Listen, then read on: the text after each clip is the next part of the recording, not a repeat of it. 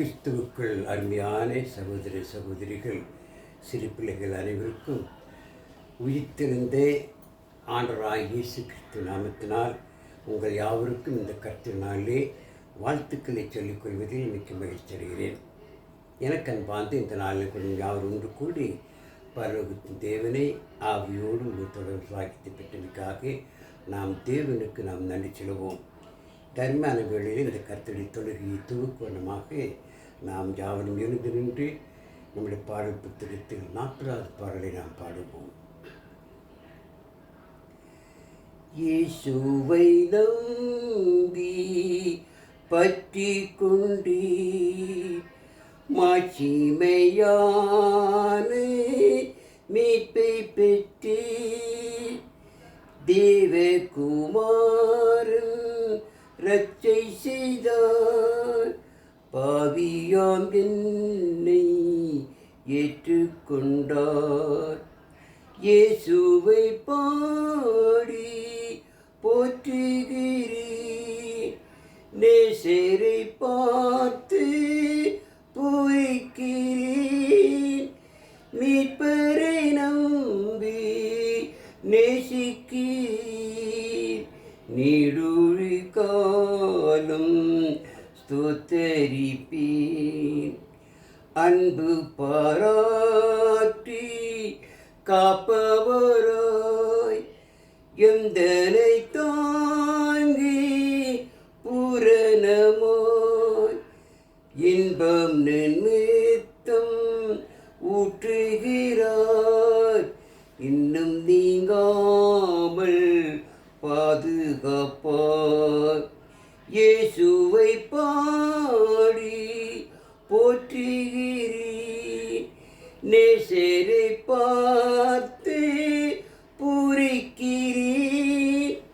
மீட்பரை நம்பி நேசிக்கிறேன். நீருளி காலம் தோத்தரிப்பேன். மெய் சமாதானம் ரம்மியும் தூய தேவாவி வல்லமையும் புண்ணியநாதர் தந்து விட்டார். விண்ணிலும் சேர்ந்து வாழச் செய்வார். இயேசுவை பாடி போற்றுகிறேன். நேசரை பார்த்து பூரிக்கிறேன். மீட்பரை நம்பி நேசிக்கிறேன். நீருடி காலம் ஸ்தோத்தரிப்பேன். ஜெபிப்போம். இரக்கம் மிகுந்த எங்கள் பரலோகத்தின் நல்ல பிதாவே, இன்றைய நாளில் நாங்கள் அனைவருமாக ஒன்று கூடி பிதாவே, நாங்கள் முயாவையோடு முன்னூத்தோடு சாக்கியத்தை பெற்றமைக்காக நன்றியோடு கொடுத்திருக்கிறோம். இந்த வேளையிலே நாங்களும் கூட உமது வேத வசனங்களை ஆராய்ந்து பார்க்கிறோம். இந்த வேத வசனத்தின் மூலமாக நாங்கள் இன்னும் அதிகமாக உமக்கு நெருங்கி ஜீவிக்க ஒத்தாசை புரியும். கேட்கின்ற உள்ளங்களை திறந்தள்ளும் பிதாவே, உமது வார்த்தையை நாங்கள் தெளிவாக பேசத்தக்கே பரிசுத்தாவியாரும் எங்களோடு கூட ஒத்துழைப்பு கொடுத்து எங்களுக்கு ஒத்தாசை புரியும் ஜெபிக்கிறோம். தொடர்ந்து காத்துக்குள்ளே பெறப்படுத்தும் இயேசுவை நாம் ஜெபிக்கிறோம் நல்ல பிதாவே, ஆமென்.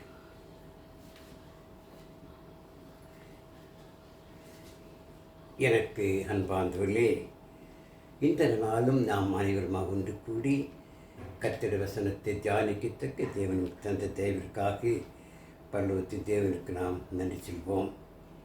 இந்த அருமையான கர்த்தனாலே நாம் வேத வாசிப்பாக மத்தேயுவின் சுவிசேஷம் 18ஆம் அதிகாரம் 20வது வசனத்துக்கு நாம் இந்த நாளில் கவனித்து செலுத்தலாம். பாருங்கள். மத்தேயு 18ஆம் அதிகாரம் 20வது வசனம். ஏனெனில் 2 பேராவது 3 பேராவது என் நாமத்தினாலே எங்கே கூடியிருக்கிறார்களோ அங்கே அவர்கள் நடுவிலே இருக்கிறேன் என்றார்.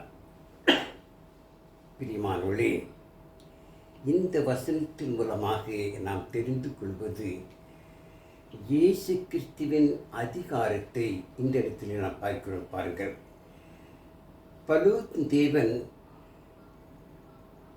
ஆனால் இயேசு கிறிஸ்துவின் உபதேச சட்டத்தின்படி நீங்கள் என்னை நோக்கி தொழுது கொள்ள வேண்டும் என்பதை விரும்பித்தான் தமது குமாரனாய் இயேசு கிறிஸ்துவை இந்த பூவுலகில் அனுப்பினார்.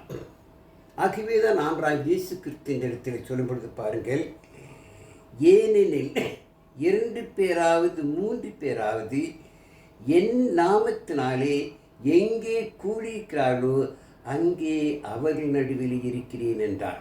என் நாமம் என்று சொல்வது இயேசு கிறிஸ்துவின் அதிகாரத்தை காட்டுகிறது. இயேசு கிறிஸ்துவின் அதிகாரத்தின்படி, அவர் உபதேச சட்டத்தின்படி எங்கு 2-3 பேர் கூடி அவரை தொழுது கொள்கிறார்களோ அவர்கள் மத்தியிலே ஆனால் இயேசு கிறிஸ்து வாசமாயிருக்கிறார் என்று சொல்லி வாசிக்கிறோம். எனக்கு அந்த நாளிலும் கூட நாம் அனைவருமாக ஒன்று கூடி ஆண்டவராகிய இயேசு கிறிஸ்துவின் அதிகாரத்தின்படி நாம் பரலோகத்தின் தேவனை தொழுது கொள்ளும் பொழுது இங்கும் என்ன செய்கிறார்? ஆண்டவராகிய இயேசு கிறிஸ்து நம்மோடு கூட வாசமாயிருக்கிறார். பரிசுத்த ஆவியானவரும் நம்மோடு கூட வாசமாயிருக்கிறார். பரலோகத்தின் தேவன் என்ன செய்கிறார்? இதை பார்த்து கொண்டிருக்கிறார். இது நாம் புரிந்து கொள்ள வேண்டும், இதை விசுவாசிக்க வேண்டும். எனக்கு அன்பார்ந்த கூடிக்கு நீங்கள் நானும் கூட ஆண்டவராகிய இயேசு கிறிஸ்து நம்மோடு கூட இருக்கிறார், நம் அருகில் இருக்கிறார். ஆகவே என்ன செய்யக்கூடாது? நாம் கர்த்தருடைய வசனத்தை மிக கவனமாக கேட்க வேண்டும் என்ற அந்த ஒரு நம்பிக்கை, அந்த விசுவாசம் நமக்குள் வர வேண்டும். சோர்வாக அசதியாக இருக்கக்கூடாது. கர்த்தருடைய வசனத்தை அவரோடு கூட கேட்க வேண்டும். அப்பொழுதுதான் தேவனுடைய வார்த்தையை குறித்து நன்கு தெரிந்து கொள்ள பாருங்கள். வேதத்தில் வாசிக்கிறோம். அப்போஸ்தலர் 16ஆம் அதிகாரத்தில், அதாவது தியத்தீரா ஊரை சேர்ந்த லீதியா என்பவள் இரத்தாம்பரம் விற்கக்கூடிய ஒரு வியாபாரி.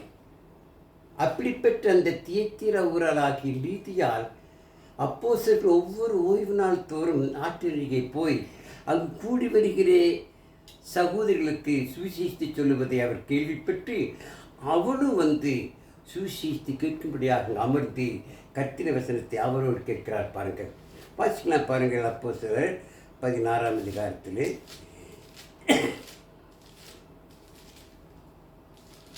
பாருங்கள் 13 வாசிக்கும். ஓய்வு நாளில் நாங்கள் பட்டணத்துக்கு வெளியே போய் ஆற்றநீக்கி வழக்கமாய் சிவம்பனை இடத்தில் உட்கார்ந்து அங்கே கூடி வந்த ஸ்திரீகளுக்கு உபதேசித்தோம். அப்பொழுது தியத்தீரா ஊராலும் இரத்தாம்பரம் விற்கிறவளும் தேவனை வரங்களுமாகிய லீதியாள் என்னும் பேரில் ஒரு ஸ்திரீ கேட்டுக்கொண்டிருந்தார். பவுல் சொல்லியவைகளை கவனிக்கும்படி கர்த்தர் அவள் இருதயத்தை திறந்தறினார். அவளும் அவள் வீட்டாரும் ஞானஸ்நானம் பெற்ற பின்பு அவள் எங்களை நோக்கி, நீங்கள் என்னை கர்த்தரிடத்தில் விசுவாசம் உள்ளவென்று எண்ணினால் என் வீட்டிலே வந்து தங்கிருங்கள் என்று எங்களை வருந்தி கேட்டுக்கொண்டார். இந்த ஸ்திரீ, இந்த சகோதரி லீதியா என்பவள் கர்த்தருடைய வசனத்தை கேட்க வேண்டும் என்று சொல்லி அவளோடு கூட இந்த இடத்துல வந்து அமர்கிறாள். அதை கேட்க வேண்டும் வாஞ்சியோடு அமர்கிறாள். அதனால் தான் தேவன் அவளின் அதிகமாக கேட்கும்படி அவள் இருதயத்தை திறனாக நாமும் கூட இந்த இடத்தில் கூடி வந்திருக்கும் பொழுது கர்த்தருடைய வசனத்தை கேட்பதிலே அவளோடு கேட்க வேண்டும், ஆர்வத்தோடு கேட்க வேண்டும், கவனத்தோடு கேட்க வேண்டும். எனக்கு அன்பார்கள், கர்த்தருடைய வசனத்தை கேட்கக்கூடாதபடிக்கு பிசாசு என்ன செய்கிறான் பாருங்கள்.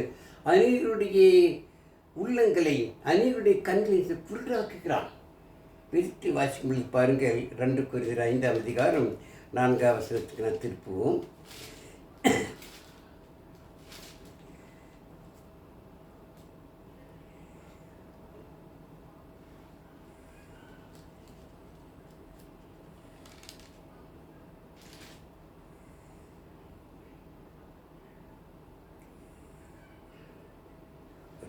ரெண்டு கொரிந்தியர் 4ஆம் அதிகாரம் 4ஆம் வசனத்தை வாசிக்க பாருங்கள்.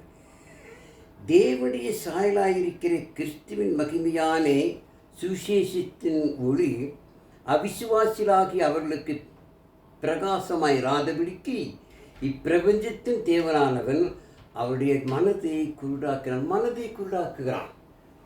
சத்தியத்தை கேட்கக்கூடாதபடிக்கு, கவனமாய் அதை தியானிக்கக்கூடாதபடிக்கு பிரபஞ்சத்தை பிசாசு ஆக்கிவன் மாறி பிசாசுக்கு இடம் கொடுக்காமல் நான் வந்து நோக்கம் என்ன? கர்த்தருடைய வசனத்தை அவளோடு கேட்க வேண்டும். லீதியாளை போல அப்பொழுதுதான் சத்தியத்தை நன்கு அறிந்து கொள்ள முடியும். ஆக இந்த நாளிலே கூட ஆண்டவராகிய இயேசு கிறிஸ்து சொன்ன இந்த வார்த்தையை பாருங்கள். என் நாமத்தினாலே 2 பேராவது 3 பேராவது கூடி அவரை தொழுது கொள்ளும் பொழுது அவர்களோடு கூட நான் வாசமாயிருப்பேன் சொன்னார். ஆனால் இயேசு கிறிஸ்துவின் உபதேச சட்டத்தை இங்கு அவர் போதிக்கிறார் பாருங்கள். பரலோகத்து தேவன் அநேக கூட்டங்களை எதிர்பார்ப்பது கிடையாது, ஆயிரமான மக்களை எதிர்பார்ப்பது கிடையாது. யார் எப்படி கூடினாலும் 1000 பேரோ 2000 பேரோ 3000 பேரோ என்ன செய்யணுமாம்? இயேசு கிறிஸ்துவின் அதிகாரத்தின்படி, இயேசு கிறிஸ்து உபதேச சட்டத்தின்படி நாம் என்ன செய்யணுமாம்? கூடி பரலோகத்து தேவனை மகிமைப்படுத்த வேண்டும். அதுதான் தேவனுடைய வார்த்தை. இயேசு கிறிஸ்து உபதேச சட்டம் மிக தெளிவாக புதிய ஏற்பாட்டிலே போதிக்கிறது பாருங்கள். ஆனால் இயேசு கிறிஸ்து கூட ஊழியம் செய்யும் பொழுது அப்போஸ்தலரை பார்த்து இப்படியாக சொன்னார் பாருங்கள். மத்தேயுவின் சுவிசேஷம் 28ஆம் அதிகாரம் 18 வாசிக்கலாம் பாருங்கள். அப்பொழுது இயேசு சமீபத்தில் வந்து அவர்களை நோக்கி, வானத்திலும் பூமியிலும் சகல அதிகாரம் எனக்கு கொடுக்கப்பட்டிருக்கிறது. ஆகையால் நீங்கள் புறப்பட்டு போய் சகல ஜாதிகளையும் சீஷராக்கி பிதா குமாரன் பரிசுத்தாவின் நாமத்திலே அவர்களுக்கு ஞானஸ்நானம் கொடுத்து, நான் உங்களுக்கு கட்டளையிட்ட யாவையும் அவர்கள் கைக்கொள்ளும்படி அவர்களுக்கு உபதேசம் பண்ணுங்கள். இதோ உலகத்தின் முடிவு பரியந்தம் சகல நாட்களிலும் நான் உடனே கொண்டிருக்கிறேன் என்றாராம். ஆனால் இயேசு கிறிஸ்துவுக்கு தேவன் சகல அதிகாரத்தையும் கொடுத்திருக்கிறார். அவருக்கு வானத்தில் பூமியிலும் சகல அதிகாரமும் உண்டு. அவர் ஆளுகின்றவர். இந்த சபை கர்த்தருடைய சபை, இது கர்த்தருடைய ராஜ்யம். இந்த ராஜ்யத்துக்கு ராஜா இருப்பவர் ஆனால் இயேசு கிறிஸ்து. அவர் இந்த ராஜாவாக இயேசு கிறிஸ்து என்ன செய்ய போகிறார்? நிச்சயமாக நம்மை நியாயத்திற்கு வரப்போகிறார். ஆக நியாயத்திற்கு வரும் பொழுது அவருடைய உபதேசத்தின்படி, அவருடைய அதிகாரத்தின்படி நாம் அவரை தொழுது கொண்டு அவருக்கு பிரியமாய் ஜீவித்தால்தான் அந்த பரலோக பாக்கியத்தை பெற்றுக்கொள்ள முடியும். இது இன்றைக்கு நேற்றில் பாருங்கள். இயேசு கிறிஸ்து பிறப்பதற்கு அநேக 1000 ஆண்டுகளுக்கு முன்பதாகவே ஏசாயா தீர்க்கதரிசி மூலமாக அன்றாய் இயேசு கிறிஸ்துவை குறித்து சொல்லப்படுகிறது. வாசிக்கிற பாருங்கள். ஏசாயா 9ஆம் அதிகாரம் 6வது வசனத்துக்கு திருப்பவும் பாருங்கள். ஏசாயா 9:6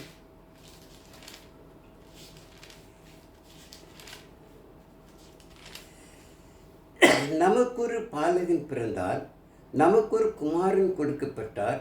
கர்த்தத்துவம் அவர் தோளின் மேல் இருக்கும். அவர் நாமம் அதிசயமானவர், ஆலோசனை கர்த்தா, வல்லமையுள்ள தேவன், நித்திய பிதா, சமாதான பிரிவு எனப்படுமா.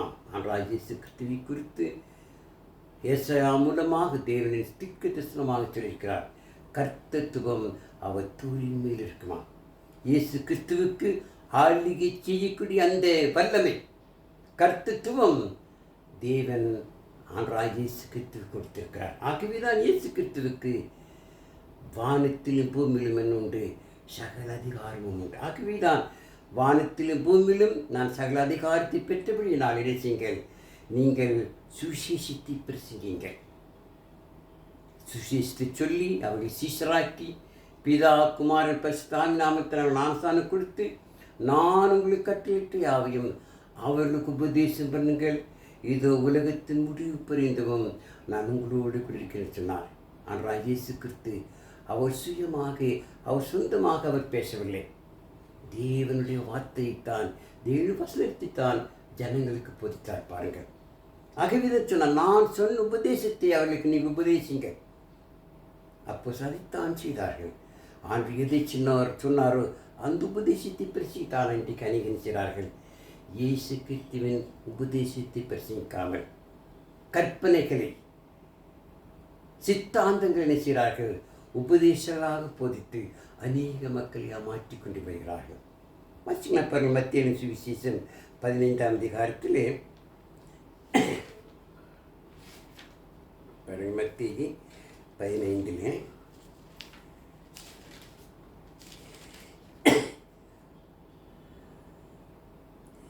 7-9 வசனங்கள். மாயக்காரி உங்களை குறித்து இந்த ஜனங்கள் தங்கள் வாயினால் என்னிடத்தில் சேர்ந்து தங்கள் உதடுகளால் என்னை கனம் பண்ணுகிறார்கள். அவள் இருதயமோ எனக்கு தூரமாய் விலகி இருக்கிறது. மனுஷருடைய கற்பனைகள் உபதேசங்களாக போதித்து வீணா எனக்கு ஆராதனை செய்கிறார்கள் என்று ஏசாய தீர்க்கதரிசி நன்றாய் சொல்கிறான். வீணான ஆராதனை. ஆனால் இயேசு கிறிஸ்துவை பற்றியே இயேசு கிறிஸ்துவனுடைய உபதேசங்களை பிரசங்கிக்காமல், இயேசு கிறிஸ்துவனுடைய வசனங்களை சொல்லாமல் நினைக்கிறார்கள். கற்பனைகளை உபதேசங்களாக போதிக்கிற மக்கள் அநேக எழும்பியிருக்கிறார்கள். அதைத்தான் மக்கள் நம்புகிறார்கள். பொய்யான அடையாளங்களையும் பொய்யான அற்புதங்களையும் மக்கள் மத்தியிலே காட்டி இன்றைக்கு நினைக்கிறார்கள். அவர்கள் திசை திருப்பி அவர்கள் சுயமாக வாழ்வதற்காக இப்படிப்பட்ட காரியம் ஆகிய அப்படிப்பட்ட மக்கள் என்பதாக நான் மிகவும் கவனமாக இருக்க வேண்டும். பாருங்கள், இயேசு கிறிஸ்துவின் உபதேச சட்டம் மிக மிக முக்கியம். பாருங்கள், ஆகவே தான் ஆண்டவர் சொன்னார், ஏனெனில் 2 பேராவது 3 பேராவது என் நாமத்தினாலே கூடி அவர்கள் தொழுது கொள்ளும் பொழுது அவர்கள் மத்தியில் வாசம் இருக்கலாம். இயேசு கிறிஸ்து நாமத்தினாலே, இயேசு கிறிஸ்து அதிகாரத்தினாலே. அவரிமாலே இதை நாம் நினைச்சக்கூடாது, மறந்துவிடக்கூடாது. இயேசு கிறிஸ்துவின் உபதேசம் மிக மிக அவசியம். ஆனால் இயேசு கிறிஸ்து கூட ஊழியம் செய்த காலத்தில் யூதர்கள் மத்தியிலே போய் அவர் சுவிசேஷித்து சொன்னார். அநேக யூதர்கள் அதை கேட்டு நினைத்தார்கள், இயேசுவை பின்பற்றினார்கள், இயேசுவை விசுவாசித்தார்கள். அப்படிப்பட்ட மக்களை பார்த்து ஆண்டவர் சொன்ன வார்த்தையை பாருங்கள். யோவானின் சுவிசேஷம் 8ஆம் அதிகாரத்தில் திருப்புவோம்.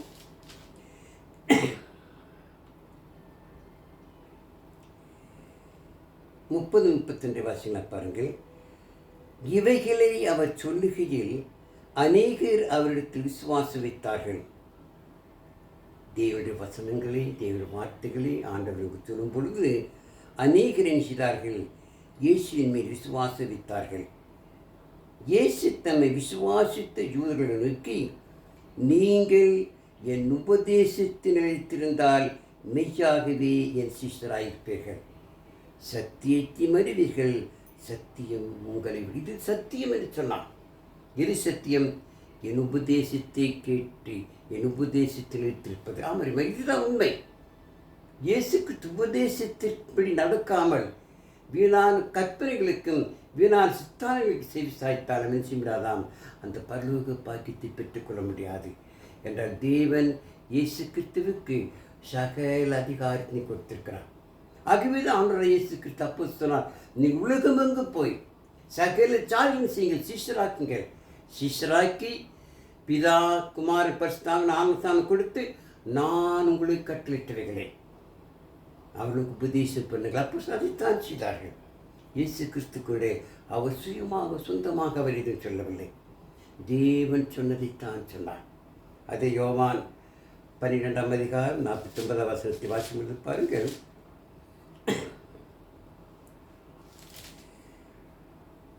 நான் சுயமாய் பேசவில்லை, நான் பேச வேண்டியது இன்னதென்று உபதேசிக்க வேண்டியது இன்னதென்றும் என்னை அனுப்பின பிதாவை எனக்கு கட்டளையிட்டார். அவருடைய கட்டளை நித்திய ஜீவனாய் இருக்கிறது என்று அறிவேன். ஆகையால் நான் பேசுகிறவைகளை பிதா எனக்கு சொன்னபடியே பேசி ஆன்றாய். இயேசு கிறிஸ்து பிதா சொன்னவைகளை தான் பேசினான். அவர் பிதா சொன்னதை பேசும் பொழுது அது நித்திய ஜீவனை பெறக்கூடிய இருக்கிறது. பாருங்கள், இந்த உபதேச சட்டத்தை நீங்கள் நான் அறிந்து கொள்ள வேண்டும். என்னுடைய வார்த்தை எவ்வளவு தெளிவாக இருக்கிறது பாருங்கள். இன்றைக்கு நீங்களும் நானும் தேவனை பிரியமாக ஜீவிப்பதற்காகவே இந்த பரலோகத்தின் இந்த அருமையான பரிசுத்த வேதாகமத்தை தேவன் நமக்கு ஒரு சட்ட புத்தகம், இயேசு கிறிஸ்து உபதேச சட்டம் அடங்கிய புதிய ஏற்பாட்டை நாம் நன்கு கவனித்து ஆராய்ந்து பார்க்க வேண்டும். நாம் பரலோகம் செல்ல வேண்டும் என்றால் ஆண்டவராகிய இயேசு கிறிஸ்துவே வழியாகி ஜீவனாகி சத்தியமாயிருக்கிறார். இயேசு கிறிஸ்துவை குறித்து அவர் பரலோகம் செல்வதற்கு வழியாயிருக்கிறார் என்பதை குறித்து பழைய ஏற்பாட்டின் காலத்தில் யாக்கோப்பு ஒரு அருமையான சொப்பனத்தை பார்த்தார். வாசிக்கலாம். யாக்கோப்பு ஆதியாகமம் 12ஆம் அதிகாரம் 28ஆம் வசனத்தை வாசித்து பாருங்கள். ஆதியாகமம் 28ஆம் அதிகாரம் 12ஆம் வசனத்தில்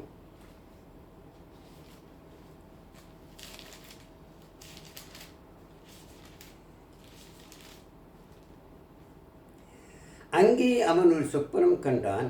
இதோ ஒரு ஏணி பூமியிலே வைக்கப்பட்டிருந்தது, அதன் நுனி வானத்திட்டிருந்தது. அதிலே தேவ தூதர் ஏறுகிறவர்களும் இறங்குகளுமாயிருந்தார்கள். தேவ தூதர் என்றால் தேவன வசனத்தை போதிக்கின்றவர்கள்.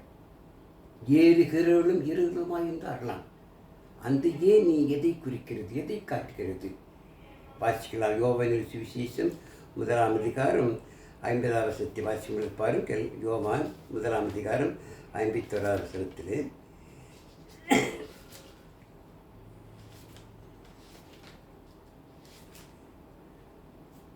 பாருங்கள்.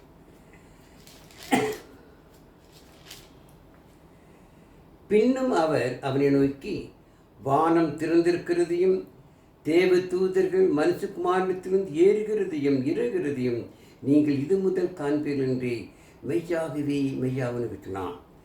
ஆண்டவராய் இயேசு கிறிஸ்து நாம் பரலோகத்துக்கு செல்வதற்கு வழியாயிருக்க ஏணியாயிருக்கிறார். பாருங்கள், உபதேச சட்டம் தான் நம்மை பரலோகத்துக்கு அழைத்து செல்லும். இது சத்திய மார்க்கம். இயேசு கிறிஸ்து நமக்காக தம்முடைய மாம்சமான திரையை என்ன செய்தார்? அவர் ஒப்பு கொடுத்தார். அந்த மாம்சமான திரையின் வழியாக நாம் அந்த பரலோகப்பாக்கு செல்வதற்கான வழியை அவர் ஏற்படுத்தினார். இதை குறித்து எபிரேயர் சொல்வது பாருங்கள். எபிரேயர் 10 அதிகாரம் 19 வசனத்துக்கு திருப்பவும் பாருங்கள்.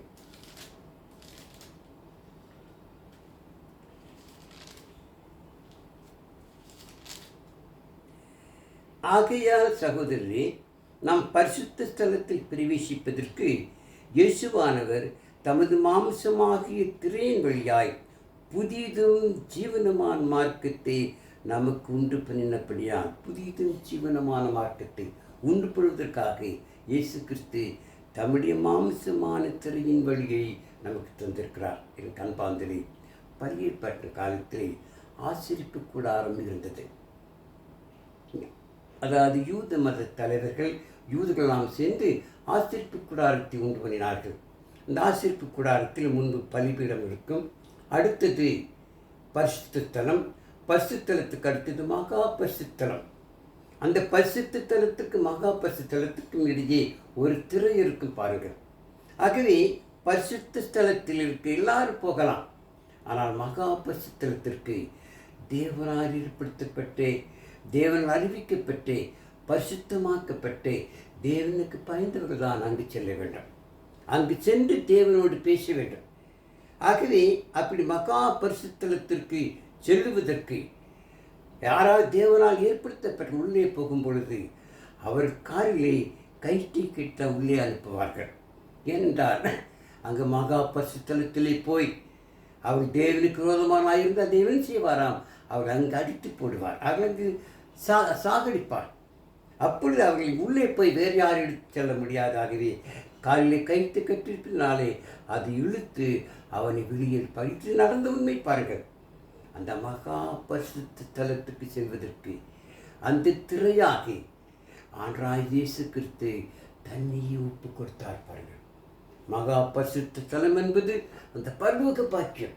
அந்த பரலோகத்தை செல்வதற்கு இயேசு கிறிஸ்து தம்முடைய மாம்சத்தை ஒப்பு கொடுத்தார், தமது சரீரத்தை ஒப்பு கொடுத்தார், ஜீவ பிள்ளையாக அவர் நமக்காக ஒப்பு கொடுத்தார். ஆகவேதான் இயேசு கிறிஸ்து மூலமாய் தேவன் புதிதும் ஜீவனமான மார்க்கத்தை உண்டு பண்ணினார்.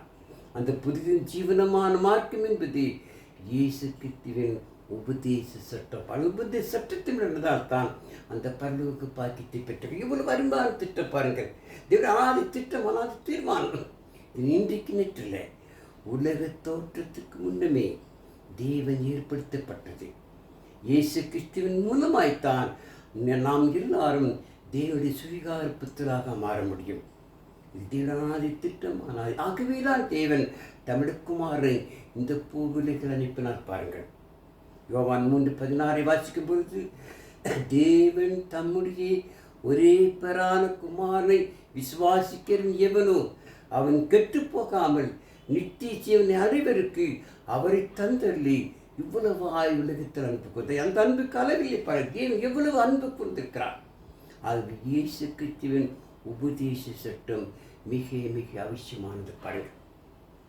ஆகவேதான் ஆண்டவர் சொன்னார், என் நாமத்து நிமித்தம் 2 பேராவது 3 பேராவது கூடி தொழுது கொள்ளும் பொழுது அவரின் மத்தியில் மாசமாயிருப்பேன்னு சொல்லி இயேசு கிறிஸ்துவின் அதிகாரத்தின்படி நாம் அவரை தொழுது கொள்ள வேண்டும். இயேசு கிறிஸ்து அதிகாரத்தின்படி அவருக்கு பிரியமாச்சு. அதைத்தான் முதல் நூற்றாண்டு கிறிஸ்தவர்கள் செய்தார்கள். இயேசு கிறிஸ்துவின் அதிகாரத்தின்படி அங்கே பேதுரு கிறிஸ்துவின் சுவிசேஷத்தை பிரசங்கித்தார். அப்போ 2ஆம் அதிகாரத்தில் வாசிக்கும் பொழுது திரளான ஜனங்கள் கூடி வந்திருந்தார்கள். பெந்தேகோஸ்து நாளன்று இயேசு கிறிஸ்துவின் சுவிசேஷமானது பேதுரு மூலமாக பிரசங்கித்த பொழுது அந்த சுவிசேஷத்தை 3000 பேர் கேட்டு 3000 பேர் கிறிஸ்துவுக்குள் பிறந்தார்கள். அவர்களை செய்தார்கள். அப்போ உபதேசத்திலும் அந்யோனியத்திலும் அப்பம் பிக்குதிரிலும் ஜெபம் பண்ணது உறுதியாய் தெரிவித்தார்கள். இதுதான் உபதேச சட்டத்தின்படி கிறிஸ்துவுக்குள் பிறந்தது.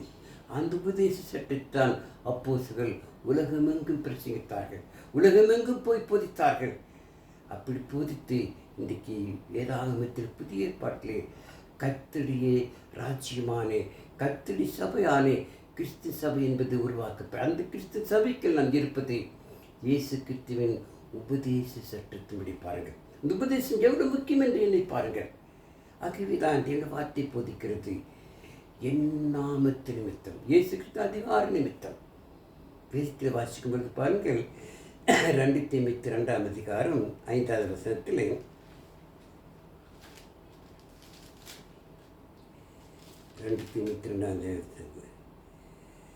மேலும் ஒருவன் மல்யுத்தம் பண்ணினாலும் சட்டத்தின்படி பண்ணாவிட்டால் முடிசூட்டப்படானா.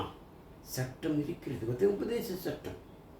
இயேசுக்கு உபதேச சட்டத்தின்படி செய்யாவிட்டால் அவன் முடிசூட்டப்படான், அவன் பரலோக பாக்கியத்தை பெற்றுக்கொள்ள முடியாது.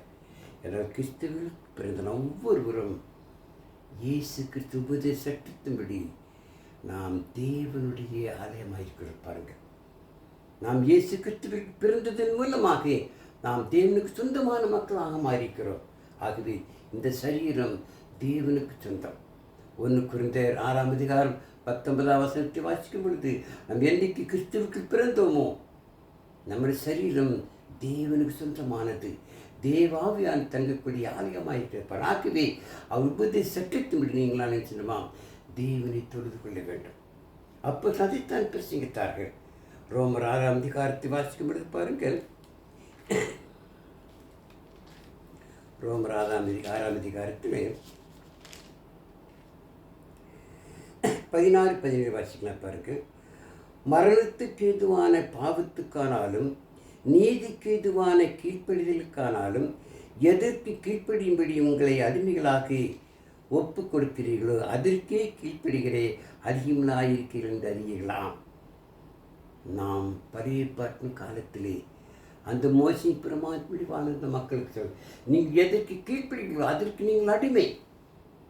நான் அப்படிப்பட்ட ஜனங்கள் கிறிஸ்துவுக்கு வந்த பிற்பாடு அவர்களை பார்த்து அப்போ சொன்னார் பாருங்கள், முன்னே நீங்கள் பாவத்திற்கு அடிமையாயிருந்தும் இப்பொழுதும் உங்களுக்கு ஒப்புவிக்கப்பட்ட உபதேச சட்டத்திற்கு நீங்கள் மனப்பூர்வமாக கீழ்ப்படிந்தபடினாலே தேவனுக்கு ஸ்தோத்திரமா. அதனால் அவர்கள் இயேசு கிறிஸ்துவின் உபதேச சட்டத்திற்கு கீழ்ப்படிந்ததால் மனப்பூர்வமாக கீழ்ப்படினார். பருவத்து தேவனுக்கு ஸ்தோத்திரம் சொல்கிறார்கள். அப்போ சாமரிமார்கள் நீங்கள் நானும் இயேசு கிறிஸ்துவின் உபதேச சட்டத்திற்கு கீழ்ப்படிய வேண்டும். அப்பொழுதுதான் அந்த பருவ பாக்கியத்தை பெற்றுக்கொள்ள முடியும். இது சத்திய மார்க்கம், இது புதிய ஜீவனமான மார்க்கம். இந்த சத்திய மார்க்கத்தை நினைக்கிறார்கள், அநேகர் கெடுக்கிறார்கள். எப்படி? தவறான போதனையில் போதிப்பதன் மூலமாக. பார்த்தீங்கன்னா பாருங்கள், 2 பேதுரு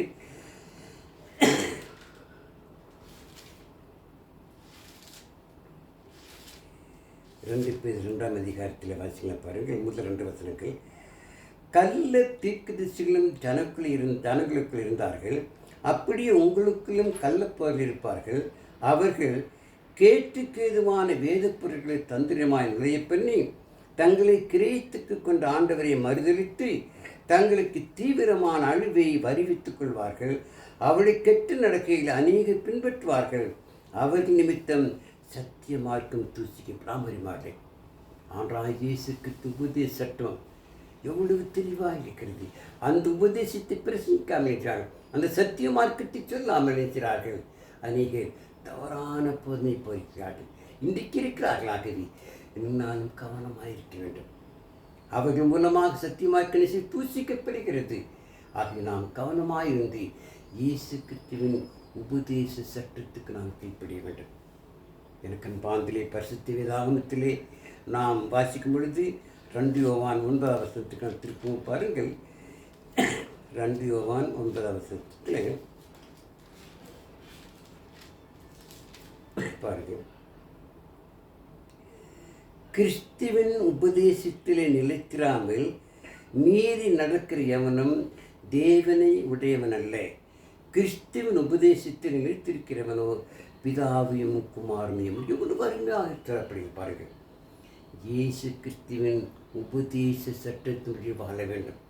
இயேசு கிறிஸ்து உபதேசம் நிலைத்திருப்பவன் தான் பிதாவையும் குமாரனையும் உடையவன். இயேசு கிறிஸ்து உபதேசம் நிலைத்திராத நினைச்சுவிடாதாம் அவர் பிதாவுக்கும் குமாரனுக்கு சொந்தமாக இருக்கிறார்கள் காண்பார்கள். ஆனால் இயேசு சொன்ன வார்த்தை, ஏனெனில் 2 பேராவது 3 பேராவது என் நாமத்தினாலே எங்கே நீங்கள் கூடுகிற அங்கே நான் வாசமாய் சொன்னான் என்றான். இயேசுக்கு உபதேசம் அவ்வளவு முக்கியமானது பாருங்களாக. நீங்கள் நானும் இயேசுக்கு உபதேசத்தின்படி மரண பந்தமையாக ஜீவிப்போம். பரிசுத்த பவுல் செய்த காலத்திலே இயேசுக்கு உபதேச சட்டத்திற்கு தன்னை முற்றிலுமாக ஒப்புக் கொடுத்தார். அவ்விதம் சொன்னார், இதோ நான் நல்ல போராட்டத்தை போராடினேன், ஓட்டத்தை முடித்தேன், விசுவாசத்தை காத்துக்கொண்டேன். நீதிகள் எனக்காக வைக்கப்பட்டிருக்கிறது. நியாயாதிபதியாக இயேசு கிறிஸ்து அந்நாள் அதை எனக்கு தந்துள்ளுவார். எனக்கு மாத்திரமில்லை, அவர் பிரசன்னமாக இதிலே விரும்பும் யாவருக்கும் மாமரி மாறி நீங்களும் கூட இயேசு கிறிஸ்து உபதேச சட்டத்தின்படி நாம் நல்ல போராட்டத்தை போராடி ஓட்டத்தை முடித்து விசுவாசத்தை காத்துக்கொள்ளும் பொழுது நமக்கும் அந்த ஜீவக்கிரீடம் கிடைக்கும். எப்படி? இயேசு கிறிஸ்துவின் உபதேச சட்டத்தினுடைய வாழ்ந்து, அப்படிப்பட்ட உபதேச சட்டத்தினுடைய வாழ்ந்து நாம் தேவனுக்கு பிரியமாக ஜீவிக்க தேவன் துதிச்சிவாராக. தேவன் தாமே இந்த வசனத்தையும் கேட்டார், ஆசிரிப்பார். இதை கேட்க நீங்களுக்குள்ள செய்யுங்கள், மற்றவர்கள் கேட்கும்படியாக சப்ஸ்கிரைப் பண்ணுங்கள். ஜெபம் செய்வோம். இரக்கமுள்ள எங்கள் பரலோகத்தின் தூய பிதாவே, இந்த நாள் நம்முடைய வேத வசனங்கள் ஆராய்ந்து பார்க்கத்தக்கதானே ஒரு அரிய பெரிய சாகியத்தை சொல்லுமிக்காக ஸ்தோத்திரிக்கிறோம். முதுக்குமான இயேசுக்கு உபதேச சட்டத்தை நாங்கள் நன்கு அறிந்து புரிந்து அதற்கு கீழ்ப்படிந்த மக்களாய் ஜீவிக்குதிர்ச்சிமையா. சத்தியத்திற்கு கீழ்ப்படிந்து அந்த பரலோக பாக்கியத்தை பெற்றுக் கொடுத்திருச்சியும் காத்துக்கொள்ளும். எங்கள் பாவ குற்ற தயவாக முடியும். இவை அனைத்தையும் எங்கள் அருமையான ஆண்டவர் இயேசு கிறிஸ்துவின் விலையேறி பெற்ற நாமத்தில் கெஞ்சி மன்றாடுகிறோம் எங்கள் ஜீவன் நல்ல பிதாவே. ஆமென்.